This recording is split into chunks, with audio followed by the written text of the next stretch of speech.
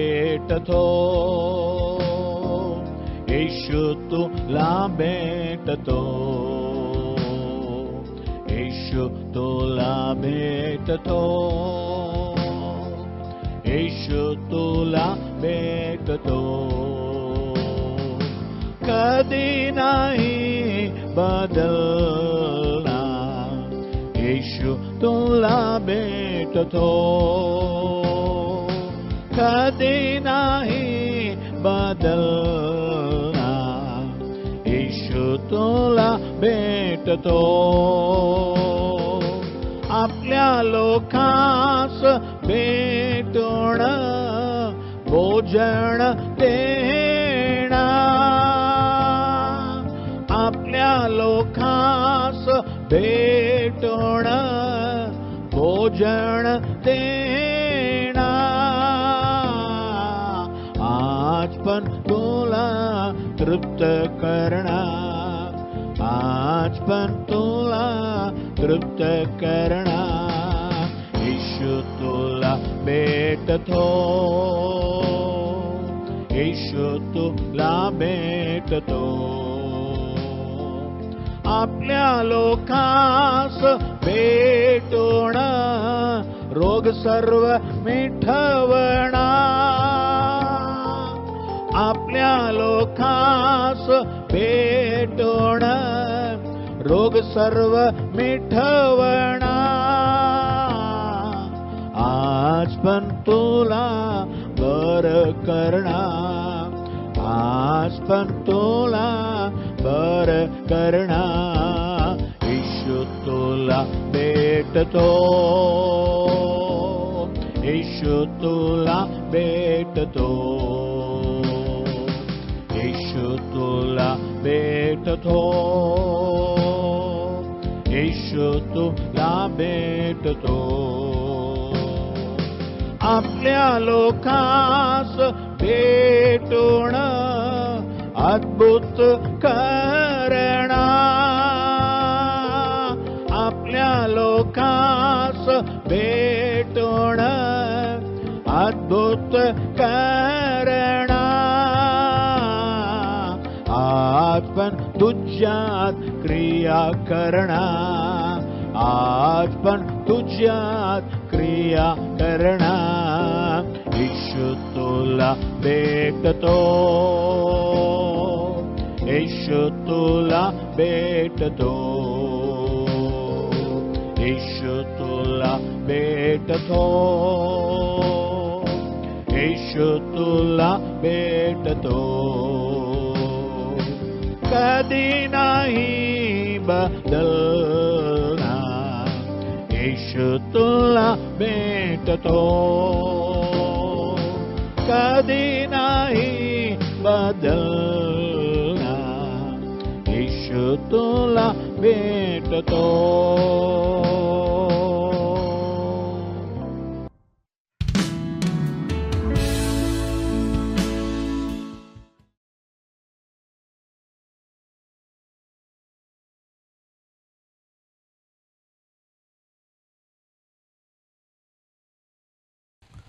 आमेन, hallelujah. प्रभू येशू ख्रिस्ताच्या नावाने तुम्हा सर्वांना येशू तुला भेटतो कार्यक्रमासाठी मी स्वागत करीत आहो आणि येशू ख्रिस्ताच्या नावाने तुमच्या सर्वांसाठी आम्ही अभिनंदन करतो. येशूच्या नावाने तुम्हाला आशीर्वाद देतो. प्रत्येक रविवारी दुपारी 3 वाजता तुम्ही मराठी कार्यक्रम पाहू शकता. तुम्हाला बायबलमध्ये काही शंका असेल, काही विचारायचं असेल, तुम्ही खुशी मला फोन करा, मेसेज पाठवा किंवा हा संदेश ऐकताना तुम्ही चॅटबॉक्समध्ये तुम्ही लिहू शकता. तुमची काय प्रार्थना विनंती आहे ते पण आम्हाला सांगू शकता. आम्ही तुमच्यासाठी प्रार्थना करणार. कारण येशूने म्हटलं योहान 14:14 जॉन 14:14 माझ्या नावाने तुम्ही जे काही मागाल तर मी ते करेन. आम्ही फक्त येशूच्या नावाने मागतो कारण येशू ख्रिस्त जिवंत परमेश्वर आहे. आमच्यासाठी जगात मानव म्हणून आला. आमच्या सर्व पापांसाठी, पातकासाठी, रोगासाठी तो वधस्तंभावर खिळलेला गेला, मारला गेला, गाडला गेला, पण जिवंत उठला. आज पण येशू जिवंत आहे. म्हणून येशूच्या नावाने मागताना आम्हाला भेटतो. हालेलुया. चला आजचा वचन जाऊया. करितकरास दुसरी पत्री 2 अध्याय 15-16 वचन. 2 Corinthians chapter 2 verse 15 and 16. तारण प्राप्ती होत असलेले व नाश होत असलेले असा लोकासंबंधाने आम्ही देवाला संतोषदायक असा ख्रिस्ताच्या परिमळ आहोत. आम्ही संतोषदायक असा ख्रिस्ताचा परिमळ आहोत. 16 वचन. एकाला मृत्यूचा मरणसेवक गंध आणि एकाला जीवनाचा जीवनसूचक गंध आहोत. हे कार्य करण्यास कोण लायक आहे? आणि 14 वचनामध्ये वर्स 14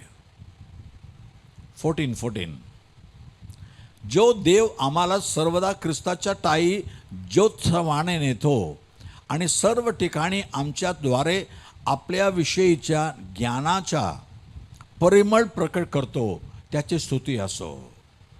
परिमळ म्हणजे सुगंध.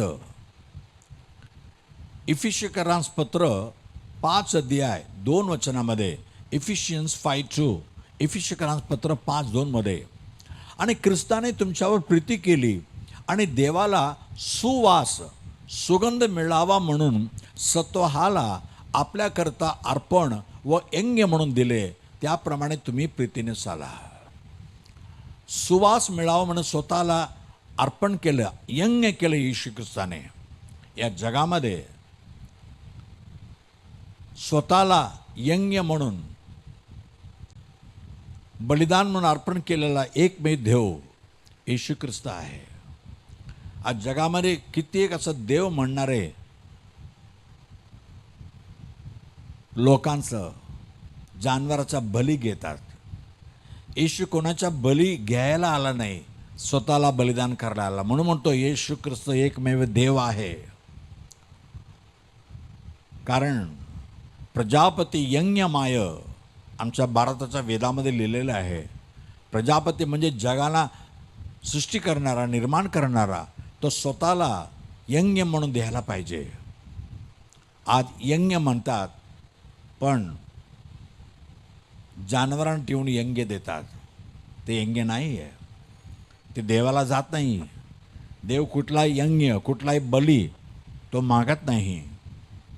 कारण देव परमेश्वर स्वतः येशू म्हणून जगात आला आणि स्वतःला यज्ञ बलिदान म्हणून क्रूसावर अर्पण केला. त्याद्वारे आम्हा सर्वांना पापाची क्षमा भेटते.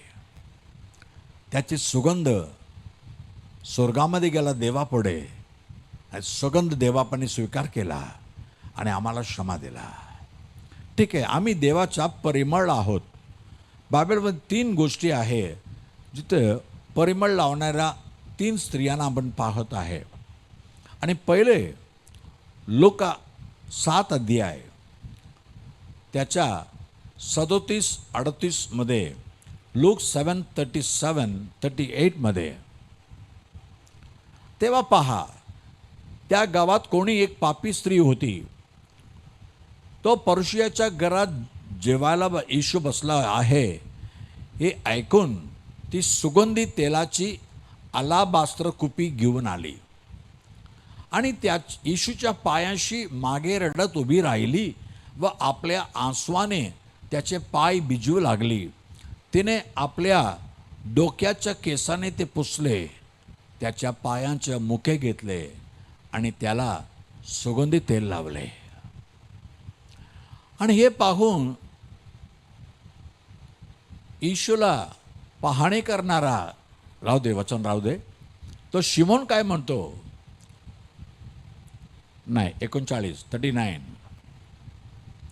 ज्या पुरुषाने सिमोने येशूला बोलवले होते त्याने हे पाहून आपल्या मनात म्हणतो, हे येशू संदेष्टा असता तर आपल्याला शिवत असलेली स्त्री कोण व कशी आहे, म्हणजे ती पापी आहे हे त्याने ओळखले असते ना.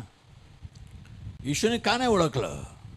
ही किती मोठं पापी आहे आपल्या मनामध्ये सांगत आहे, मनामध्ये विचार करत आहे. पण येशू ख्रिस्त असं परमेश्वर आहे, फक्त आमचं बोलणं नाही, आमचं मनातला विचार पण तो ओळखून घेतो. तेव्हा येशू म्हणतो, लोक 7 अध्याय 40 वचनामध्ये 740 मध्ये, ए शिमोन, एक गोष्ट सांगू जबर, काही बोलायचं आहे बोल. नंतर येशू म्हणतो राहू दे. एक मनुष्याकडे 2 जण कर्ज घेतले होते. समजा एकाने 1,00,000 रुपये घेतले, एकाने 10,000 घेतले. पण पाहितलं मालकाने दोघांना पैसे परत फेरायची ताकद नाही आहे. दोघांना क्षमा करून टाकले, दोघांचं कर्ज माफ केले. येशूने विचारलं, या दोघांपैकी कोण रे बाबा त्या मालकावर जास्त प्रेम करणार? आणि शमरनं म्हटलं, ज्याची जास्त कर्ज माफ झाली ना तोच करणार. हो, तसं मी तुझ्या घरामध्ये आलो, मला हातपाय धुवायला तो पाणी दिला नाही आणि माझ्या डोक्यामध्ये तेल लावले नाही आणि तू मला एकही चुंबन दिले नाही. पण ही स्त्री आली, तिच्या आसवाने माझ्या पाय धुतले आणि मला वारंवार चुंबन केले आणि परिमळ लावले. आता मी म्हणतो, हिने जास्त प्रेम केला माझ्यावर म्हणून जास्त प्रेम, अधिक पाप बन मी क्षमा करून टाकतो. आणि 7:50 मध्ये येशूने म्हटलं, लोका 7:50, लोक 7:50, मग त्याने त्या स्त्रीला म्हटले, तुझ्या विश्वासाने तुला तारले आहे, शांतीने जा. हो, हे परिमळ काय आहे? तुमच्या मनाला शुद्ध करणारा, तुमच्या मनातला पाप काढून, गंदगी काढून तुमच्या जीवनाला सुगंधित करणारा परिमळ आहे. येशू हा परिमळ देतो, सुगंध करतो. आज येशूकडं तुमच्या पापाची क्षमा मागा. नीतिसूत्रे 28 अध्याय 13 वचनामध्ये, प्रॉव्हर्ब्स 28:13, नीतिसूत्रे 28:13. प्रॉव्हर्ब्स, जो आपले दोष झाकतो त्याचे बरे होत नाही, जो ते कबूल करून सोडून देतो त्याच्यावर दया होते. तुम्ही कबूल करा देवाकडे तुमच्या पापे आणि सोडून द्या, तुम्हाला दया प्राप्त होईल. आता दुसरी गोष्टी आम्ही पाहत आहे, योहान सुवार्ता 12 अध्याय 1 ते 3 पाहूया. जॉन चॅप्टर 12 वर्स 1 to 3. मग येशू वलांड्याच्या पूर्वी 6 दिवस बेतानीस आला. जो लाजर मेला होता व ज्याला त्याने मेलेल्यातून उठवले होते तो तेथे होता. म्हणजे येशू क्रूसावर मरण्याच्या 6 दिवसाच्या अगोदर बेतानीमध्ये आला. म्हणून त्याने तेथे त्याच्यासाठी जेवणावळ केले. तेव्हा मार्था वाढत होती आणि लाजर त्याच्या पंक्तीस बसणाऱ्यापैकी एक होता. तेव्हा मरियेने अर्धा शेर शुद्ध जटामासीचे मौल्यवान सुगंधी तेल घेऊन येशूच्या चरणाला लावले आणि आपल्या केसाने त्याचे चरण पुसले. तेव्हा त्या सुगंधी तेलाच्या वासाने घर भरून गेले. इथे हे मरियम का लावते?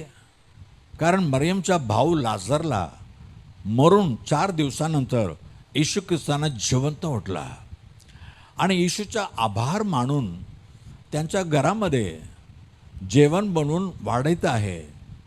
पण मार्था जेवण वाढीत आहे, पण मरियाने काय केलं? जटामासीच्या उत्तम सुगंधित तेल आणले आणि येशूच्या पायामध्ये लावून केसाने पोचले. संपूर्ण घर सुगंधाने भरून गेला. पहिलं, येशू तुमच्या मनामध्ये पाप श्राप काढून एक सुगंध आणतो, परिमळ आणतो. दुसरं, तुमच्या घरामध्ये आणतो. येशूला तुमच्या घरामध्ये येऊ दे. तुमच्या घरामध्ये येशू आल्यानंतर त्याचा आदर करा, सन्मान करा. येशू जे पण घरात येतो त्या घरामध्ये सुगंध येतो.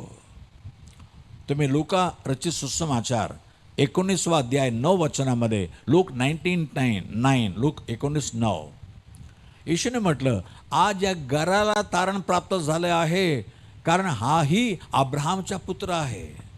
इथं जकै नावाचा एक मोठा श्रीमंत मनुष्य तो इन्कम टॅक्सचा ऑब्झर्व होता, मोठा अधिकारी होता. पण येशूला पाहण्यासाठी त्याला खूप आवड होती. येशू यरिगोमध्ये आला, तो येशूला पाहण्यासाठी झाडावर वरती जाऊन बसला. पण येशू झाडाखाली आल्यानंतर जकायला बघून म्हटलं, जकाय खाली उतरून ये. लोक 19:5, लोक 19:5, लोक 19:5 मध्ये नंतर येशू वरती पाहिला. मग येशू त्या ठिकाणी येताच दृष्टी वर करून त्याला म्हणाला, जकया थोडा करून खाली ये, कारण आज मला तुझ्या घरी उतरायचं आहे. आणि 6 वचनामध्ये तो खुशी खुशी येशूला घेऊन आपल्या घरात स्वागत केले. आणि नंतर लोक म्हणाले, हा तर मोठं पापी आहे. पण त्याने काय म्हटलं, देवबापा मी पापी आहे, पण माझा संपत्तीचा आधा भाग मी गरिबांना वाटून टाकणार, आणि उरलेल्या आधा भागामध्ये ज्याला मी फसवून समजा 1 रुपये घेतलं त्याला 4 रुपये परत करणार, 4 गुणा परत करणार. तेव्हा येशू म्हणतो, आज या घरामध्ये तारण आलेलं आहे. तुमच्या घरात तारण यायला पाहिजे का? तुम्हाला शक्य जितकं असेल तेवढं दुसऱ्यांना मदत करा. असं नाही म्हणतो तुम्ही लोकांना 10,000 द्या, पण गरिबाला 1 तुकडं भाकर द्या ना, कोणाला पाणी द्या ना. रास्त्यामध्ये कोणी पाणी मागितलं, पाणी द्या. माझ्या पाण्याच्या बॉटल 15 रुपयाचं आहे बाबा, मी देणार नाही असं म्हणू नका. जकेसारखा आपल्या पापाचा कबूल करा, तुमच्या घरामध्ये तारण येईल. आज तुमच्या घराला देवबापा सुगंधाने भरेल. हालेलुया. आणि तिसरं गोष्ट आपण मार्कच्या त्याच्या 14 अध्याय पाहत आहे. 14:3 मध्ये, मार्क 14:3 मध्ये,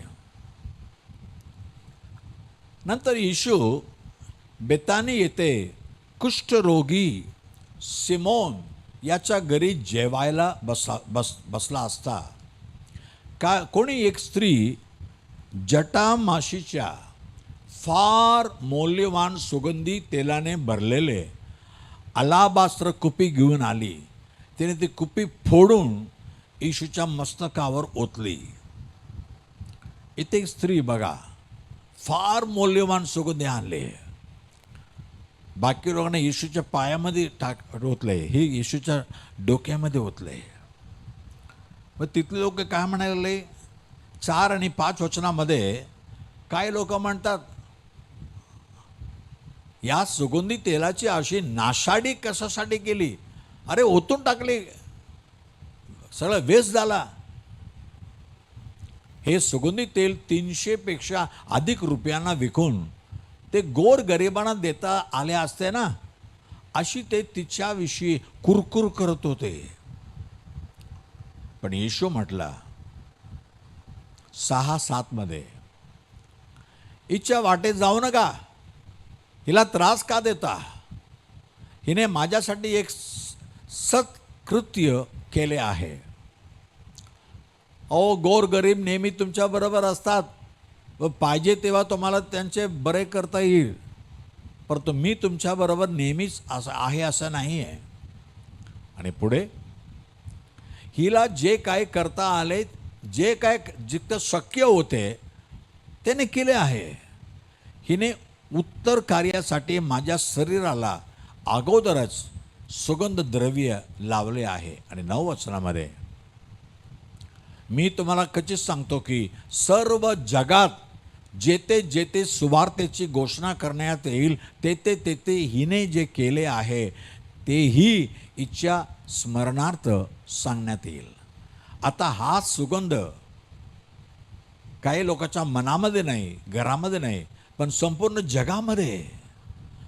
जगामध्ये.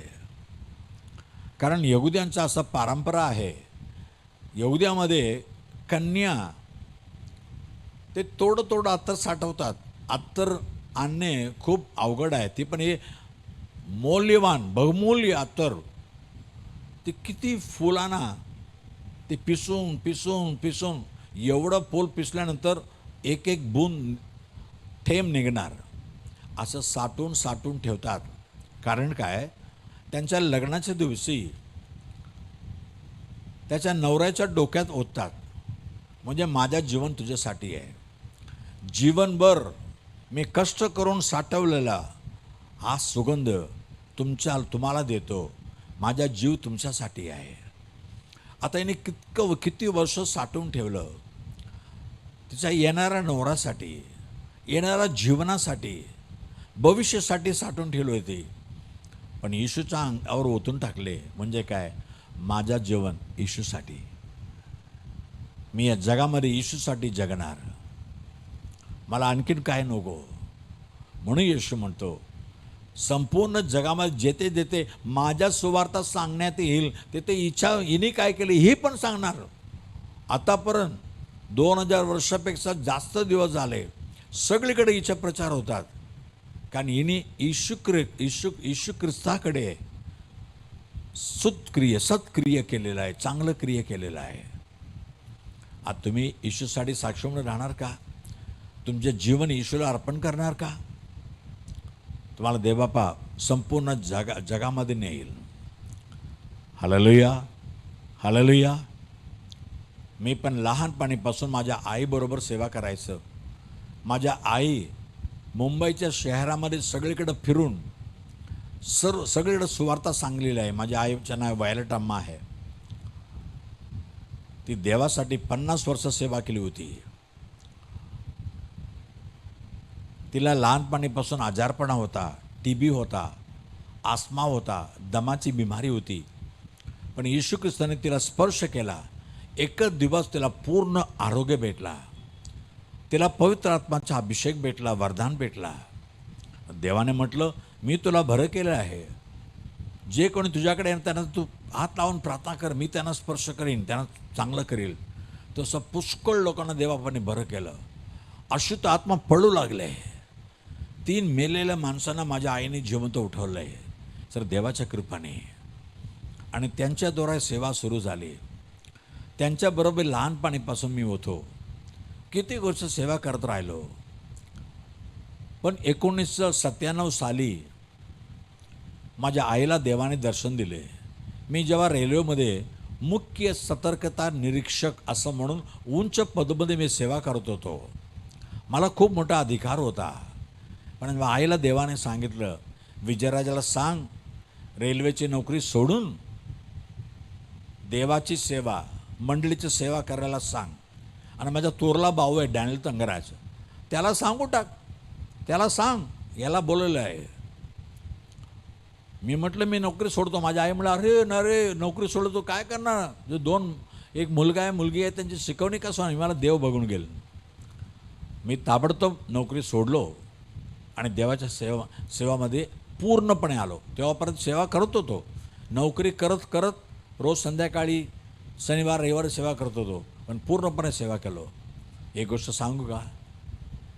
त्यानंतर देवबापा मला संपूर्ण जगामध्ये इकडे तिकडे America, England, Singapore, Malaysia, Sri Lanka असं सगळं ठिकाणी परमिशन नेला. हालेलुया. कारण मी माझं जीवन देवासाठी दिला. माझी बायको पण नोकरी सोडली. म्युन्सिपलमध्ये ती टीचर होती. आता ती मोठं अफसर झाली असती. माझे दोन्ही मुले म्हटले पप्पा सोडा आम्ही बघून गेलो. नाहीतर त्यांना किती मोठा या जगामध्ये मी मोठा घर घेतला असतो, चांगलं पण राहिले असते. पण देवासाठी सगळा सोडला. पण आता संपूर्ण जगामध्ये आज माझ्या मुलगी कुठं आहे माहीत आहे का? दुबईला. माझ्या मुलीच्या नवऱ्याला चांगलं मोठं पदवी मिळालेलं आहे. तुम्हाला पण देवाचा आशीर्वाद करणार. पण देवासाठी तुमचा जीव द्या. पहिलं ईश्वर तुमचा मन द्या. तुमच्या मनातलं पाप तो काढणार. तुमच्या मनामध्ये सुगंध येणार. तुमच्या घरामध्ये ईश्वरला बोलवा. तुमच्या घरामध्ये सुगंध फैलणार. घराचं सगळं कष्ट निघून जाईल. घराचं सगळं दुखणं निघून जाईल.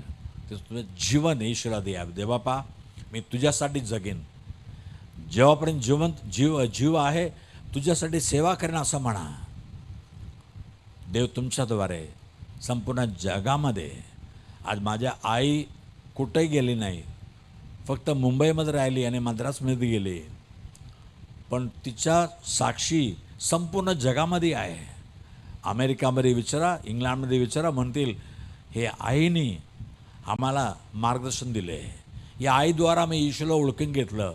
या आईद्वारा आम्हाला आरोग्य भेटला. या आईद्वारा आम्हाला पवित्र आत्म्याचं सामर्थ्य भेटला. तुम्हाला देवा वापरणार नाही का?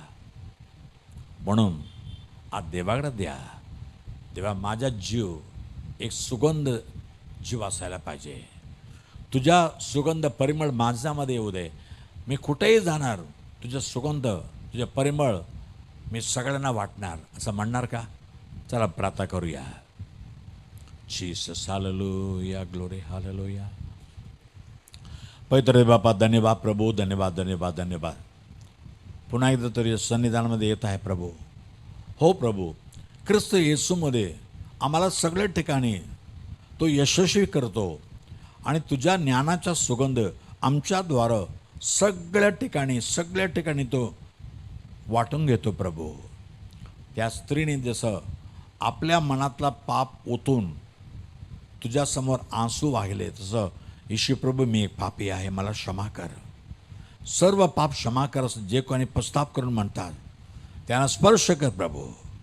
येशूच्या रक्ताने सर्व पाप धुवून घेऊ दे प्रभू. त्यांच्या मनामध्ये आराम, तारण, एक विश्राम, एक शांती येऊ दे प्रभू राजा.